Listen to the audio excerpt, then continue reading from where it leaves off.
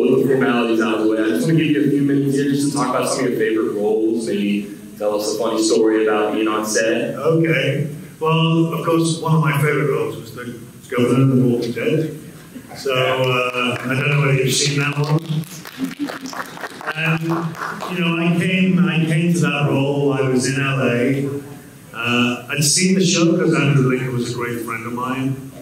And so I'd seen the first 2 seasons, but I didn't know anything about the graphic novel. I hadn't read the graphic novel at all. And my manager at the time said, look, there's this show, The Walking Dead. They're looking for the next big character. Would you go up for it? And I said, yeah, sure. I said, well, who is the next big character? And they said, they won't tell you. But if you go to a bookshop, you know, then you'll find it in the bookshop. So I went to the bookshop in LA and I got the graphic novel and I read up to where I'd seen in the TV show. And then the next big character was the governor. And he was just horrible. You know, in the graphic novel, he just starts bad and he ends bad. That's it. He just goes all the way through it. There's no let-up, there's no real sort of complexity with it. So I thought, okay, this is fine. You know, it doesn't give me much as an actor. So then I went and met the guys who were doing it. And we had a new showrunner. The first showrunner was Frank Darabont. He did the first 2 seasons. And he'd done The Shawshank Redemption. He was a great guy. And he left the show, and a guy called Glenn Mazzara had taken over. Yeah, so this was his first season. And he said to me, look, I really want to do the governor, but I want to do his origin, not his origin story, but I want to introduce him before he gets bad, before he, you know, he loses his eye and stuff like that. I said, okay, great. So I signed up. When you sign up on a show like that, you sign up for 7, at the beginning it's 7 years. You sign up for 7 years to do it. I was signing up for 5 years because they'd already done it. But I knew that I probably wouldn't last 5 years. There's very few people who last that long in The Walking Dead. But so we did it, you know, we went and we sort of filmed it for a bit, and then they said, okay, we're going to go to the San Diego Comic-Con. And that's where we're going to announce you doing it. And a couple of photographs had gone out of me doing, playing the governor with 2 eyes. There was no eye patch, I had short hair and stuff. So we get to the San Diego Comic-Con. We're in the main hall, which is about 15,000 people. And you're sitting there, and the guy who's in the show says, okay, so we're going to introduce the guys. I'm going to have Andrew Lincoln as Rick. The hall goes mad, people screaming, shouting, applauding, standing on their feet. They say, Norman Reedus is going to go crazy, he's shouting. And they said, David Morrissey is playing the governor. They boo. Like 15,000 people like, boo! So I come on stage and they're all booing me. And I think, oh no, what am I going to do?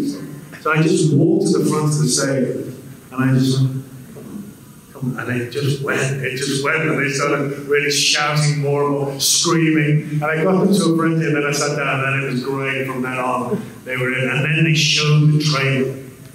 And when they showed the trailer, then the people went mad. But at first, I think people were a bit freaked out that the governor was starting earlier in his journey, that he had 2 eyes, that he looked like a decent guy, things like that. So it took me a while to get to the governor that we know. But it's my favorite show, you know, it's one of my favorite shows I've done. The real thing I would say about the show is the crew. So, you know, there's the actors, you see all the actors, you see them in front of the camera, they're the story you're seeing.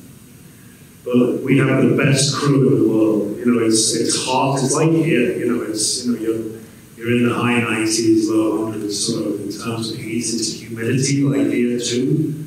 So you imagine doing something like The Walking Dead, where there's a lot of action, there's a lot of sort of fighting and stuff like that in this type of heat. And that, for the actors, is one thing, but we can keep going back to our air-conditioned trailer and some of that water and stuff. Whereas the crew are out there 24/7, you know, they're really out there, and they're the really hard workers. And I always appreciated the fact that they were working so hard in order to bring that show to you.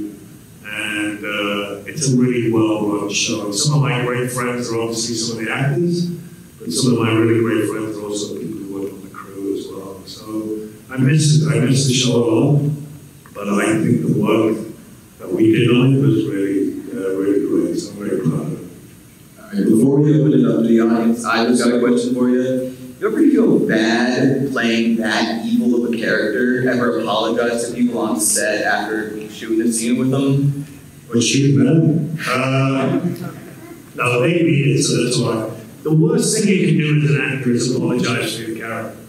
So, you know, if you're playing a character who's bad, I never judge the people I play. So I never want to play someone and think, oh, I'm going to make sure that people know that David Morrissey doesn't like this guy. I have to play that person with all the empathy I can. So like someone like the governor, he does terrible things, but they're terrible times. And I never felt with the governor that he was a terrible person before this zombie apocalypse. The circumstances had made him that. Of course, he still had choices. He could have chosen to be a better man. But the circumstances, and it's my job to honor him in everything he does. Even though he's doing evil and horrible things, I still have to honor him. And I have to be true to him. I have to be on his side. I don't like it as an actor when I see actors sometimes stand to the side of their character and say, I know he's doing this, but I wouldn't do that. You know, I don't want to do that. I want you to look at that character and believe in him 100%. So that's what I do. I mean, killing Scott, obviously Scott Wilson is one of my great friends in real life. And I was sort of, when I read that episode, it was tough. But at least I died in the same episode. The way the show works is we don't know in a season what's going to happen. So we start off, we have episode 1. Each episode is 8 days. We have 8 days to shoot that hour. And on day 4 or 5 in the lunch break, we'll get the episode for the next episode. So everybody goes to their trailers at the lunch break, and the first thing they do is they have their script, they turn it the other way around, and they start reading it backwards to see if their character is still alive. Once their character is still alive, they turn around and they can read it and relax. But sometimes you get it, turn it the other way around, you see that you're like, well, one of your best friends is going to die. And you come out of your trailer, everyone's coming out of the trailer at the same time, and there's one trailer door still closed, and it's the person who's going to die in that episode. And that's really hard. That's really hard. So we don't know how it's going to pan out. So, and that sounds like weird, but it's tough in the sense of like, how long do you rent a place to live for? You know, that type of thing that you do as an actor. You know, you'll be in Atlanta. They'll say you're on a season. The season lasts 9 months. You rent a place for 9 months, then you get killed in episode 2.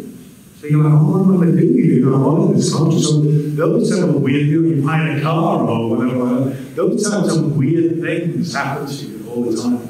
So you've got to keep on top of that. But you don't know how the episode's going to pan out. That's really good. Well, thank you for that. And that being said, we would love to open the floor to questions. My question is, my personal opinion, I think now that the series is complete, the main series, in hindsight, people looking back will say that the governor was probably the best villain in the series. And I think, no disrespect to anybody else that played, but were you conscious, or was there any desire to set the bar that high as you were going through the thing? And did you have any familiarity with how the art went beyond just the scripts? Or so I knew a little bit about the art because of the graphic novel, but I expected to dive in that first season. I wasn't expecting that 4th season to happen. I was delighted that it happened. But the other thing is, it's all about perspective. So the show starts with Andrew waking up. And we follow Andrew, we follow Rick all the way through the season. If The Walking Dead started with the governor, he'd be the character that you started with. And towards the end of the season, Rick is making really evil, horrible decisions. You know, he's making decisions that are just as bad as the governor or even at any time. You know, and so it's to do with the person that he's the man you're watching because you started with him. But you couldn't have started that with any other character and had the same sort of journey with them. They're terrible times when people are making terrible decisions. And, you know, someone like Shane, I remember what really got me hot was when Shane does that thing of the orcs are after him and that other guy, and he shoots the other guy in the leg in order to get away. And I thought, you know what, who won't do that? It's easy to condemn Shane, but also, you know, who knows? Who knows what you would do in that situation?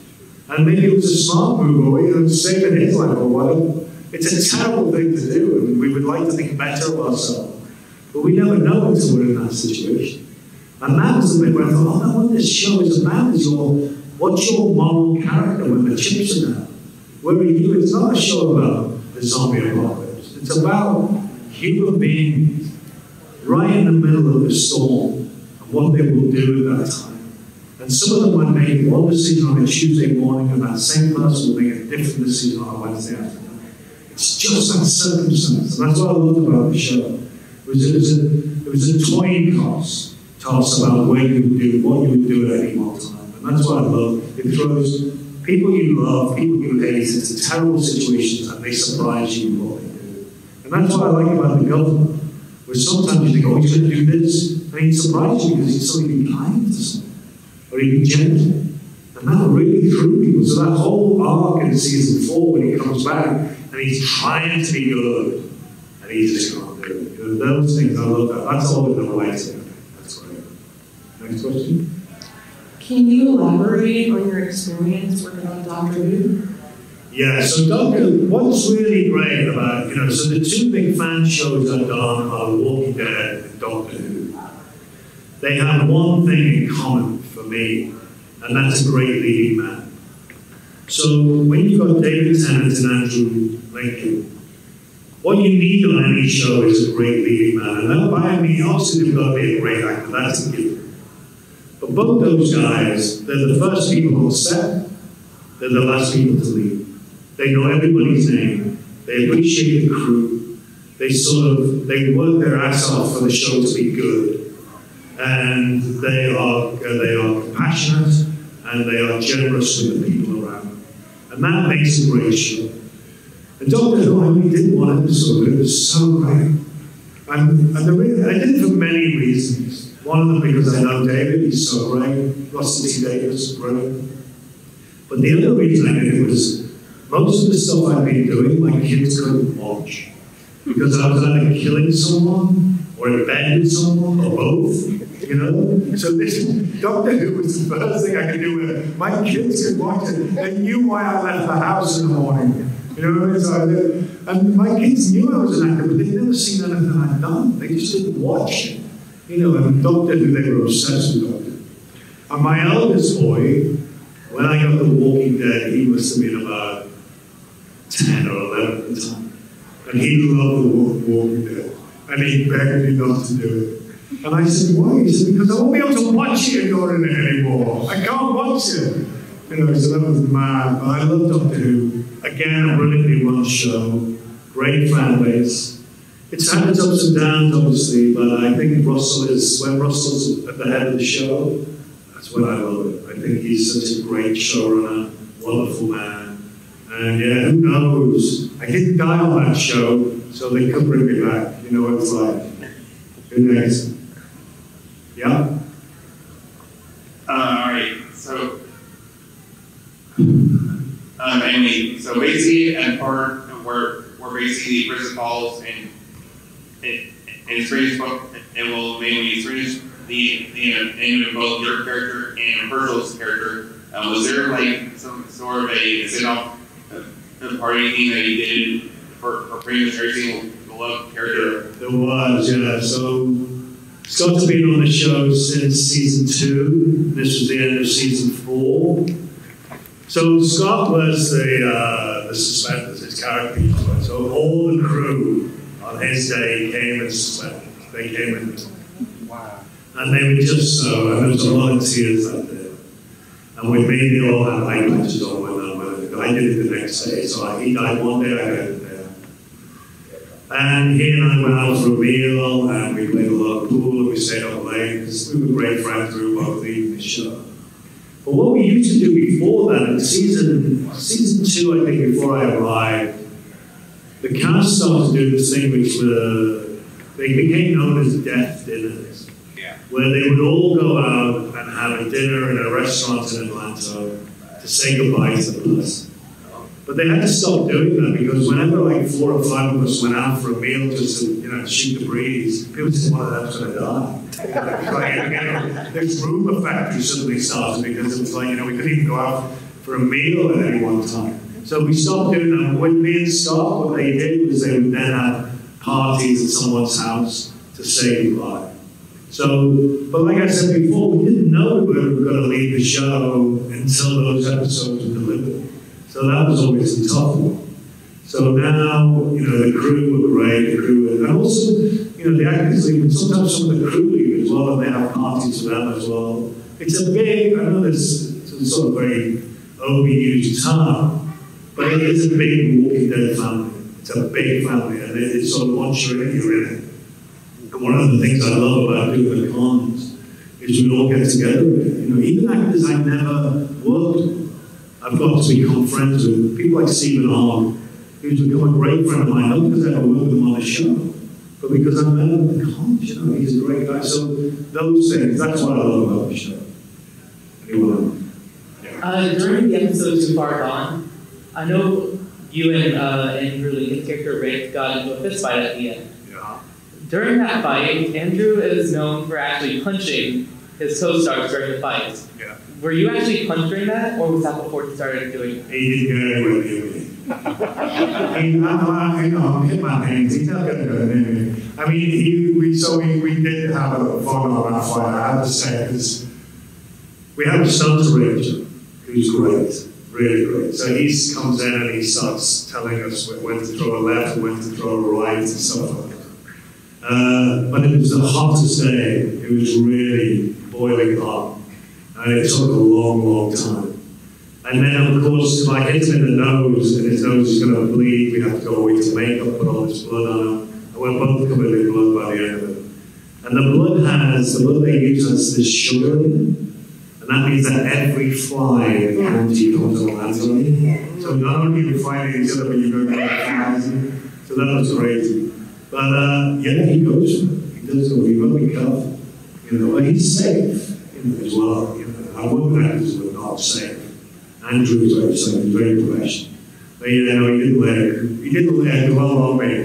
You can quote me on that. Yes. Okay, so we will argue for years about this. But on the episode where Rick tells you that you can come back from this and all that, and then you kind of hesitate before you cut her off. Yeah. The reason you say liar was because you tried to do better, you tried to change, but it just didn't work out. Yeah, that's true, but also I think he felt that he was lying. I think he felt that the situation was never going to be there. What Rick is promising is some sort of nirvana, that they can all live together, that we'll have peace. But I think the governor knows that. I think he believes that, Rick believes that, but I don't think he ever believes that's going to happen. So he's saying to himself, this world is a lie. We are all liars. And that you're presenting a scenario which can never work. And I think all the way through that season 4, the governor is trying to be good. He's trying to be good. He's trying to have a new life. Yeah, you're fixing leaks. Yeah, he's trying to be, with that. He's trying to have his family again. He's trying to love again. All that. And he's trying to do that. And he joined another group. And the leader is weak. And if you've got a weak leader, we all suffer.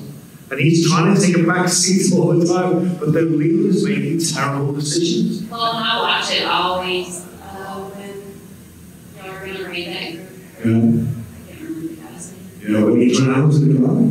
No, yeah, but when he chooses not to kill those people, still do supplies, like you give him this side eye. I do. Yeah, I'm going to kill you later. I'm going to get you later. Yeah. That's it. And he just knows. I think one of the things that the governor discovered in the apocalypse with Woodbury is he's a good leader. He's discovered that about himself, that he can He's an orator, he can get people whipped up, he has plans, he can put plans in action, he knows he's duplicitous, so he knows he can say one thing to the populace and do, he's a politician, that's what he is.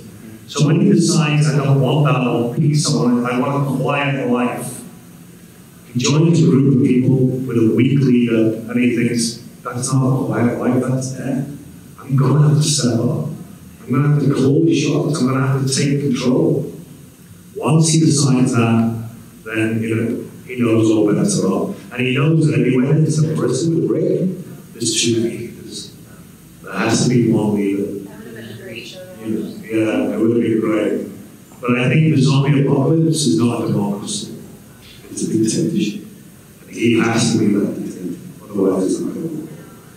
Anyway, yeah. Do you think you, David Morrissey, would be a good leader at the end of the world? Yeah, I do. I really do. It would be. Vote for Morrissey 2024. That's all we're saying. The great thing about that question, though, is we have the belief of ourselves in our best selves. We believe that we will act well. We believe that our best selves are always going to do something magnanimous, humanitarian, for the greater good. But we never know. We never know until the chips are down. We never know until it's our kids that are sort of suffering. We never know until it's my wife or kids who are in the final line what I will give up. Will I run towards something or will I run away from it? I can never tell. And you never know that. And I hope you never know that until you're in that situation. So, that's also to do that thing of sometimes we condemn people for what they do in that circumstances without knowing what we would do ourselves. So it's really important to sort of see the bigger picture of all that. You know what I mean? Gives me a lot of sympathy for your character, the governor. Yeah, I think. Evil as he could be, he tried. Even things like keeping a penny.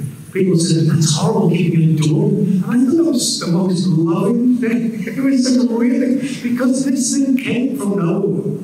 It came from who's to say they couldn't get a cure anyway. And also he loved them. And so he wants to close. Even though it's mad and it's quite weird, I felt that was a really loving thing that he did. You felt like you could change her back. Yeah, you could change her back. Yeah. And also it's his daughter. She's still, even though she's like a walker, It's still your baby. Still my man. I'm so happy that's so when Michelle kills her, that's when he suddenly goes. Well, I've asked them if they would do the same for me, and they both said they would kill me immediately. Really? Yeah, there you go. Well, it's good to have that knowledge, isn't it? When you're doing a trust fund, it's good to know that. Good. And Herschel had done the same thing. He had the people in the barn because he thought he was going to cure them because he was a Christian. And everybody says, well, Herschel was so sweet, and the government was so mean for doing the same thing. But that's perspective, isn't it? It's always the perspective. But also, I do think the governor was a politician. I do think what he knew was going to work, he could sell the people something. What he was selling was security. He was saying, if you're in Woodbury, your kids can run down the street. You can go to the store. You're safe. But that safety costs something. What it cost was the fact that you had to do what you were told. You didn't have freedom. It looked like freedom, but it wasn't freedom. And he was able to exploit that. And I think that's what he sort of thought. The other political side of it, you mentioned, was summed up by one line in one episode. It's, well, hey, I brought whiskey. Yeah. Now that's going to stop. Yeah. That was in negotiations, actually. Yeah. Have you ever seen the band lip syncing thing about? That's just brilliant. I mean, when someone said it, I've been trying to find the guy who did my voice on about lip syncing because it's perfect. It's just brilliant. And the amount of people who come up and go, and I'm like, what? That's great. It's a really great thing. Anybody else? I want to piggyback on Say what? I want to piggyback on the art with your daughter. Yeah. The governor went through so much with the beginning, us being introduced to a dead daughter, and then an adopted daughter at the end. Yeah. So as a character, he realized that he had to witness his daughter being killed, and then he had to kill his adopted daughter. Yeah. as an actor, what mentality do you have to, what kind of preparation do you go through? So what I do a lot is I write a lot of stuff out. So I write a backstory. So I don't know what you know, but obviously there's a graphic novel, but there's two great novels called The Rise of the Governor and The Road to Woodbury. And they're not graphic novels, they're novels. And they're the governor's backstory. We used quite a bit of it in season 4 when he comes back. But, you know, it's about him and his brother on the road, and they're with their families and stuff like that. It's quite an interesting story. So what I do is I will have that backstory, but I'll write my own backstory.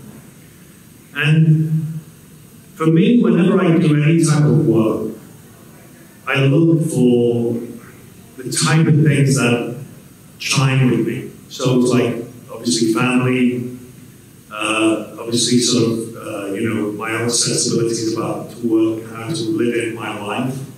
So losing your daughter, losing your child, having to kill your own child because they are mutated into something, you know, you have to drag that up, you know. And the hardest thing is, the great thing about television for me is it's quick. So we will do, any scene we would do, maybe 3 to 5 takes. Those big movies, those million pound movies, you will need 40 to 50 takes. And for me, I want it to be quick. I want to go there, I want to get myself into the state, and then I'll do it. The external things I use is music. I will make a playlist all the time. Because when I'm on set, people have to work there, put the lights up there, put the props out there, to do all that stuff. They need to go to work, so I need to have my own space, so I put my earbuds in and I listen to music. I do 2 different tapes, 2 playlists. I do one that is what would that character listen to, and the other one is mood music. What type of music do I need to get me into the mood of the day, of the scenes I'm doing? So sometimes there'll be bangers, there'll be a lot of disco, there'll be a lot of sort of heavy rock, because I need a lot of energy. And other times there'll be really sad stuff, there'll be a lot of, you know, for me, a lot of sort of, you know, David Morrissey and all that stuff. That's getting me into a mood, that's sort of getting me on edge, getting me upset. And I can use that in the scenes. And I use that just before we're about to go see, like 10 minutes before we're about to get into the scene. I'll put them in and I'll start getting into the mood. And other actors do similar things. So you're getting yourself into that. The bigger question is, how do you come down at the end of the day? That's the thing for me. So if you've had a day like that, by the end of the day, you know you're pretending, but your body doesn't. Yeah. So you're wired. You know, you're absolutely wired. And it's like, that's the weirdest thing for me. So doing the Walking Dead was fine because I was living down in Atlanta on my own. But when I'm in London, I go back to my wife and kids. I walk into the house and they want dad home, and I'm like, you know, I'm in bed, so tears rolling down my face and stuff like that, crying at the TV when they're showing soap down their ass and stuff, you know, because I've got myself into such a state. So that's the thing, getting myself up to those emotions is my job, and it's the job that I've got all the time. I've never learned how to decompress. And also, that's on a daily basis. But when a job itself finishes at the end of like 3 months, 9 months, I've never learned how to decompress at the end of that. And I can get very low at the end of that. I have to really work hard with family and friends to make myself okay. I have a very interesting question. What does the governor listen to? What do you get into that role with in his playlist? So the governor's playlist is a lot of like, Jack White sort of stuff. There's a lot of heavy rock. There's a lot of, so there'll be a lot of Led Zeppelin in there. There'll be a lot of like Black Sabbath, things like that. There would be a lot of that. It was all very heavy rock, which was great. And he needed that, because it's sort of that big macho music, you know what I mean? You want to walk 10 feet tall. So it was that type of stuff that got me going. Just music to get ready to shoot someone in the head. That's all you need is a bit of Black Sabbath. Ozzy Osbourne, this is enough about no shoot someone in the head. So, what's the governor's favorite song? God, that's interesting. So Paranoid, I think. I think Black Sabbath Paranoid, I listen to a lot about, you know. So when you watch it back, just imagine that riff when it's coming in. Yeah, that's how I listen to a lot of. Do you think that if the governor would have met Shane, that they would have butted heads, or do you think they would have got along? See, I think him and Shane would go along. I think him and Shane are sort of, you know, they would have had some sort of teaming up. But him and Negan is interesting. The anti-rape squad. Yeah, but also I think with Negan it's interesting because I think what the governor would have done with Negan is sort of gone in and played low status, but behind his back would be working against it. Whereas I think him and Shane would have been really, really together.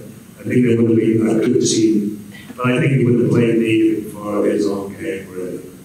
But sadly, I never got to work with Jeffrey Dean Morgan on that show, but we did a show together. Him and me and Ali Mary did a show called Extant. And Jeff, I don't know whether any of you have ever met him, but God, he's a great guy. He's funny as hell. And we got on really well, but I was sad not to work with him on The Walking Dead. It would be great if they could bring those two characters together. Anybody else? Yeah. I was wondering if you had any good Michael Rooker stories. Yeah. How long have we got? Rook is amazing. I mean, he is amazing. He's so, I don't know what you know about him. Yeah. My big story with Rocco, I doing stuff like this. He came here. Yeah, right. So we used to do the cons together, and we used to do panels like this together. And Mike was just out. I mean, he was just. I mean, one time he went up and he came back with this massive step ladder. And he started sort of dancing up and down. He got into the crowd. He also does this thing where when he signs his autograph onto a poster, it's like the biggest thing you've ever done. And I was in London once, and so Andrew Lincoln's autograph is really hard to get because he doesn't do the cons that much. He does one every now and again. And this woman had got Andrew Lincoln's autograph on a poster, and she was just delighted with it. Oh, I can sign all over. She said, I thought this woman was going to have a heart attack. He just went, oh, there you go. I was like right over Andrew there. So that was mad. But God, what an actor. I mean, he's great. So that last scene where I killed the thing, bites his fingers off.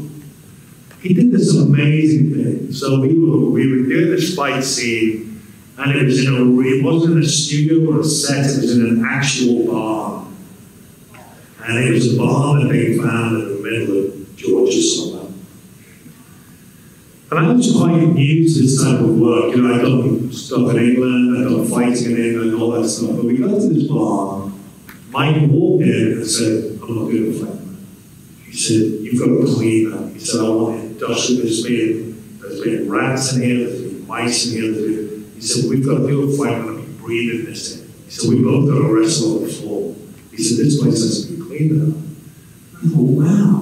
And so we canvassed him, we didn't do that day. We came back and they did just so we cleaned this place. And afterwards, I talked to him, he said he'd done a fight and something else, okay, we'd been in a movie with other people, and they got this mold in their lungs from breathing this crap around in this place. So it was great, so I thanked him so much, and I would have just done it. But he was like, no way. So, you know, it was great. He's a great guy, but he's also got that safety side to him. I love him in Guardians. Guardians are the guy, he's just great. But I first met him, I first knew him when he did Henry Portrait of a Serial Killer. So this is a crazy movie. It's a really horrible film. And I got to the read-through walk there, I was sitting next to him, and I thought, God, this is that guy. This horrible man. He was like, I like him. And I thought, wow, they became a great friend of mine. He's a really wonderful guy. And the scene where I got him and Daryl to fight in the arena, that was a great day. And those two went for it. That was brilliant. He was here. I think most people in here that were here when he did his panel would say he did the best panel in Geek'd Con. Apart from mine. One thing he said though during the panel, I just want to ask was, he was asked how much of that is dialogue that he improvised or, you know, and Did you do any of that? Were there any? Yeah, we would do it. You know, sometimes we would do that. Different writers do different scripts, and the writer is always the producer of that script. So there's the overall showrunner, like Glenn or Scott, but each script is a different writer, and they are the showrunner for that script. So if you're going to improvise, you run it through them first. And Mike sometimes would, but you know, he sort of he would get into trouble for that. I'm sorry, I'm laughing because his comment was, he says, well, they write this stuff and then you have to fix it. Yeah. He would be not averse to doing stuff like that. But sometimes, you know, it was great. You know, you can't beat that. And also things go wrong sometimes, so you've got to do it. But the writers, for me, always are the people that are there to support. So if I'm improvising, I always run it past them. Anybody else? One scene that I've always found interesting, I think it's actually the last scene you've ever had on the show, which is when Tyrese is hallucinating. That's right, yeah. And I always thought that scene was really interesting because it kind of shows the lasting psychological impacts that the governor had on the group. That's right. Even long after he's gone, you know, I think that was in season 5. And I kind of wanted to know if you thought that was a good sort of send-off for your character. Yeah, I was delighted to do that scene. I thought it was great because actually, the Tyrese and governor stuff happened towards the end before, but we sort of got on and he didn't know how to take me. He sort of whether he was going to worship me or sort of be one of my guys or not. He was always worried about that. And Chad is a great guy. I mean, really wonderful, great friend of mine. So when I got that script and they said he comes back, I thought, that's a great idea. That he sort of is hallucinating. But the worst thing was I had to fly into Atlanta to do it.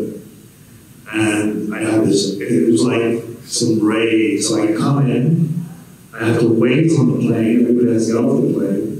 Then the guys who were walking down the actually come and get me. They pick me up off the tarmac, so I don't go into the building. I have to go and do customs somewhere else, get back in. Because they don't want anyone to see me in Atlanta. Because they don't want these rumors that the governor's back. They don't want any of that. So then they drive me to this hotel, somewhere miles away. I have to stay in my room. I can't go out. They book room service. I have to phone AMC, and AMC phone the hotel and comes to room to death, leave it outside Africa. The whole thing, like crazy. And then the day I'm supposed to film, which is a day after I arrive, it chucks it with rain, so it gets cancelled. So I'm in my room now. I'm like, oh, what am I going to do? So I'm not allowed to go anywhere. So then they take me out of the hotel, they take me down the back stairs into this car, I go to the set to do that, and then I'm out to Atlanta the same way. It was unbelievable. It was crazy. So they had to secret me in and secret me out. But it was great to me because I said to him, Darryl Richard, who's the guy I special effects at, I said, I'm coming to Atlanta, we play golf. He said, yeah, right. When I go there, she was like, there's no way you'll play golf. You can't be seen in Atlanta. That was mad. But yeah, it was great to do that scene. And I think you're right. I think it showed the psychological damage that the government had on people. Anybody else? You've not answered one question from the entire family. Good. I'm glad. I've just settled the debate.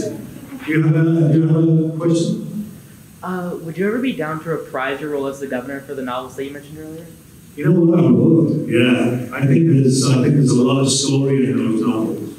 As I said, we used some of them in season 4, but not a lot. And I think that relationship between Brian and Philip, the two brothers, that's a great story. And that sort of sense of who's the good brother, who's the bad brother, that's an age-old story. But it's brilliantly told in those novels. I'd be well up for that. I think that they would make it would make a great one season. I don't know whether there's enough there to keep returning back, but for one season, I think it would be brilliant. Coming back a bit, the death of each character sitting in your little RV waiting, when you flipped to the back of that page and saw you were dying, was it more a sigh of relief, or was it a it's over kind of sadness? shed a little tear, or were you jumping up and down, jumping out? I wasn't jumping up and down, but I was not surprised in the sense that, so I got the first episode of season 4, which I think was episode 9 of my journey. And then during that, I got the 10th episode, and it was all me. And I thought, oh, okay, these are 2 episodes that are all me. They're fattening me up in order to kill me. I am a turkey at Christmas. This is what's happening. And then the next episode came, and that was all me as well. I thought, I'm out of here. The next episode I'm going to be on it, and it was true. So I wasn't surprised. I was disappointed because I was having a real ride, and I loved it. And but I was not surprised. And I thought what you want on a movie is you want a good death. You want to go out, blazing with it. You want that. You want the end of Sundance, the protesting in the Sundance. You want that type of ending, you want it. And it gave me that. Not only did I get like a sword through my guts, I got blown in the head as well. So, there was no coming back from it. It was a big thing. I killed one of the major characters, all that. I get to beat Rick's ass, his girlfriend has to help him out. All those things. So, I get, that's what you want. If you're going to go out, you want to be main titles, that's it. You think you got the coolest death? I think Herschel's was quite cool, even though I was not on it. Because, you went and that was it, wasn't even one cut, was it? No. It wasn't even straight through. It was like, I didn't get it. It was like a bad barber. But yeah, it was sort of crazy. But somebody once brought his papier-mâché thing of his head to my table to sign. That's one of the weirdest things I've ever had to sign. And it looked so realistic, it was crazy. But yeah, that was Herschel's death was good. But I like my death. Everything was all there. Very fitting. So over the course of recording, what was your favorite scene to act? So there's a few really. I think I do think that attacking the prison attack is pretty good. I've got some footage, not on this one, but on an old phone. I sort of put it in my pocket as we were going in, and it is unbelievable. It's right. And when you see all the explosions and stuff like that, that was brilliant. I love doing that. There's a scene where I taunt Andrea when she's in a barn, and I sort of go around and really like that because I sort of had a lot to do with that scene as well. Yeah, that was really great. What about when you had to crawl out of that tiny little tent? Oh yeah, that was the weirdest thing I ever did. So there's a bit where we've escaped all that, and then the governor wakes up in his tent, he comes out of his tent, and they're all gone. And the tent they gave me, you can put in your pocket. There's no way you There's no way, my legs were coming out of the back. I was like, what are they doing? There was that. They did that. It was like at Academy when they had the display. Yeah, it was crazy. It was like some child's tent. That was a weird thing. And the other weird thing was in the first episode of season 4 when I come back and I've got the beer. I'm lying on this sofa, and this pop guy kept coming up in a rage and concussion. What the hell is this guy doing? And then what happened was there's a parrot on the cushion. So it looks like it's on my shoulder. I've got this big beard and a parrot on my shoulder. I was like, he was doing that. Now, he's not just doing that because he's doing it on his own. He must be doing it with AFC. They must be putting Easter eggs around the whole show or something. But yeah, the tiny tent was, that was quite weird. I don't know why they did did you that. actually even really get in it? I got in it, but my legs were sticking out the back. That was weird. I was like, why am I in here? Yeah. Did you have a hard time keeping that southern accent, or did you have a hard time going home with it? I had a hard time going home with it. The best thing about that is we filmed it in Georgia. So we filmed it where it's set. So all our crew had that accent. So I would go out with them, and we would sort of hang out with them. We have a woman who does our accents as well, me and Andrew and Lenny James, she plays Morgan, so she works with us. I do accents a lot of things, so that was good.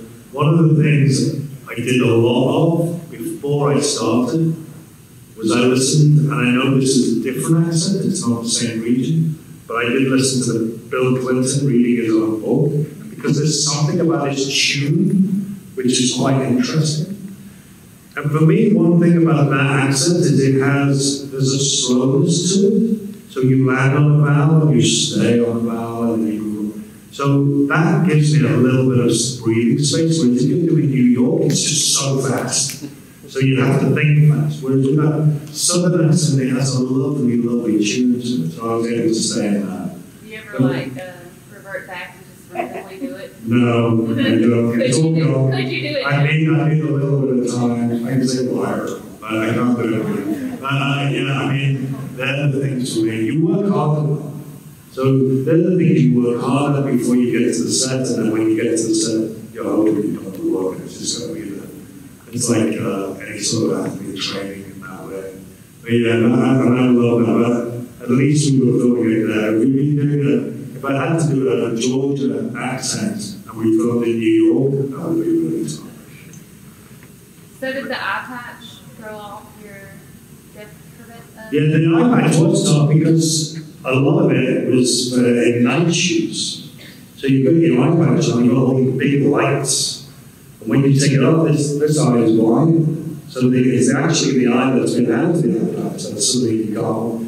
So it really, I never charged them for this, but I would often go into overtime because I'd have to wait for about half an hour to 40 minutes for my eyes to calm down before I drove home because I couldn't drive. Yeah, I had a patch for Halloween one year and it messed me up, and it was only for a few hours. So. Yeah, I couldn't drive at all. There's one bit, Michael Booker actually tells a story about one time I had a scene where I was shooting up, I think it's the camp or whatever, I can't remember what it is, and the governor and him jump into a car, and I drive off. And he says the funny thing is I got into the car, and I literally went, because I couldn't see it. I actually lifted up my eye patch. It's when I put the bandage on. And I lifted up and I was trying to turn right, and he just started laughing. I think you can see that on camera at the moment. But yeah, it did mean that driving home I had to stay for a bit. That was crazy. Good stuff? Yeah, all right. If there's no more questions, then thank you, everybody. It's been great being here. Lovely to see you all here. See you next Morrissey 2024. Remember that. Go vote. Get down there. He'll run next year.